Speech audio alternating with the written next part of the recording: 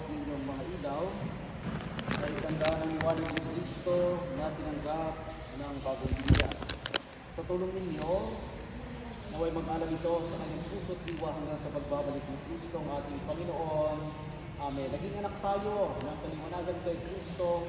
Dumulog tayo ngayon sa ating Ama na bukal ng kaliwanagan at buhay sa panalangin tinuro sa atin ng ating Panginoong Jesucristo. Isalin natin ang Ama namin. Ama namin, sumasalangit ka sa galing ng alam mo. Mapasaan ang kaharian mo sa sumulong ko dito sa lupa para ng sarap. Bigyan mo kami ngayon ng aming kakanin sa araw-araw at patawarin mo kami sa aming mga sala. Para ng pagpapatawad namin sa nagkakasala sa amin. At huwag mo kami pahintulot sa tukso at huwag mo kami sa lahat ng masamaan. Sa ating mahal na ina, ipagkatiwala ang bagong binyag, sama-sama tayong manalangin. Bagong Maria na po ang nagasama pa. Ang Diyos ay sumasayo.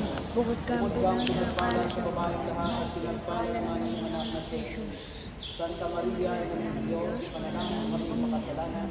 Ngayon at kung kami mamamatay. Amen.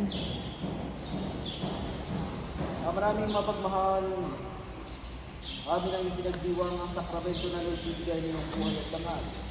Habang panahon kaming lilingon sa iyo, dahil sa lahat ng iyong awat niyaya, pagdapatin mo kami ay manatiling matapat sa aming mga pangako sa binyag. Inilog namin ito sa pamamagitan ng Jesucristo, kasama ng Espiritu Santo, magpa sa walang hanggan. Sumainyo ang Panginoon at palagay kayo ng makinig ng Diyos. Ama, at Anak, Espiritu Santo. Amen.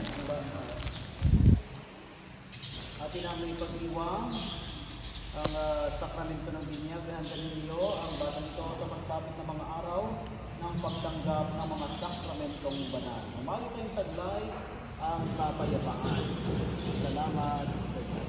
Congratulations. Welcome sa ating Salon.